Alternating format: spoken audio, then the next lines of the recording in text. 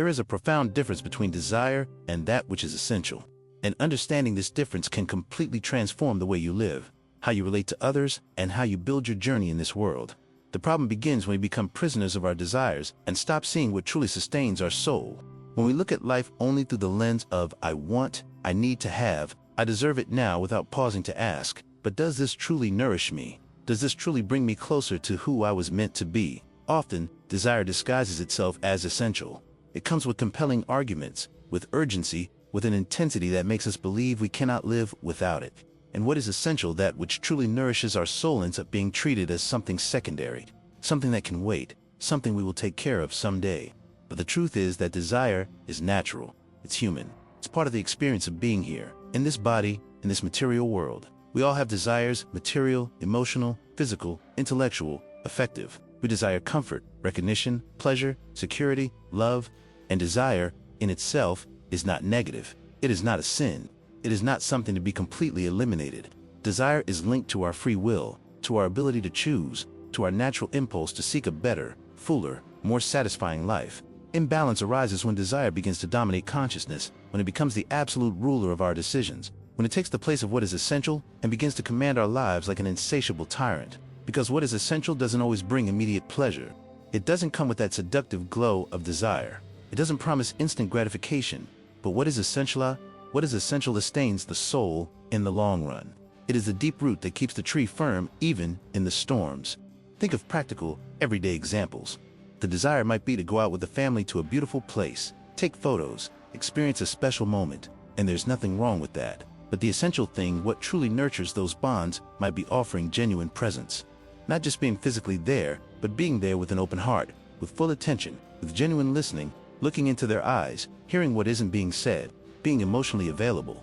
You can go out with your family to the most beautiful place in the world, but if you are mentally absent, if you are on your cell phone all the time, if you are impatient and irritated, the desire has been fulfilled, but the essential has been neglected.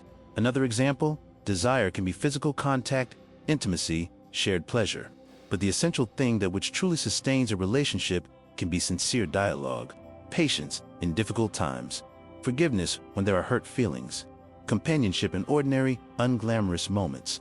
It is possible to have all your desires fulfilled and still feel a deep emptiness because the essential things have been ignored. Desires can include earning more money, having more material comfort, acquiring that car, that house, that dream trip, and all of that is valid. God does not condemn prosperity, but the essential thing, that which will truly lead you to sustainable abundance, may be changing thought patterns, transforming limiting attitudes, correcting behaviors that generate scarcity. Because it's impossible to vibrate in fear, in mental misery, in a mindset of lack, and at the same time expect real abundance. The spiritual law is clear: you attract what you vibrate with. If you vibrate in scarcity, in the belief that there is never enough, that you don't deserve it, that the world is a hostile place, you will continue to experience scarcity no matter how hard you work. But when you change the essentials, your thoughts, your beliefs, your inner vibration, the desire is fulfilled as a natural consequence of this inner transformation. Similarly, trading profound experiences for accumulating things usually only satisfies for a short period. The joy of buying something new lasts a few days, maybe weeks. But the joy of a deep conversation with someone you love, of a moment of genuine connection, of an experience that touched your soul, that joy remains. It becomes part of you. It transforms you. Everything that is essential nourishes the soul and leaves lasting marks. It's the conversations that change how we see the world. It's the hugs given in moments of pain. It's the forgiveness offered and received. It's the simple gestures of everyday love. It's the courageous choices to live with integrity even when no one is watching. These things don't disappear. They remain engraved on the soul. They accompany us beyond this life because they are part of our spiritual evolution. What is merely desire usually generates momentary pleasure and soon dissipates. That euphoria of a new purchase, that moment of intense physical pleasure, that feeling of power when you achieve something you desired, all of that passes. And often, after it passes, an even greater emptiness remains. Essential experiences, on the other hand, remain vivid in memory and contribute to spiritual growth. They make us better people. They teach us. They transform us. And this transformation is what we take with us when we leave this world. As consciousness expands, and that is the journey of us all. Expanding consciousness, life after life, a person comes to better understand their desires. They don't deny them. They don't repress them, but they learn to observe them with wisdom. Some desires are accepted as legitimate and natural. Others are given new meaning. understood at their root. Ah, I desire this because I'm actually seeking security. But are there other ways to find security that are more essential? But the focus is never lost on what is essential. This discernment, this ability to distinguish between what is fleeting desire and what is an essential need of the soul, a characteristic of the evolving spirit. Spirits still deeply attached to materialism live enslaved by desires. They jump from one desire to another, always dissatisfied, always seeking more, always believing that happiness lies in the next conquest, the next pleasure, the next goal achieved. Evolving spirits learn to honor their desires without becoming enslaved by them.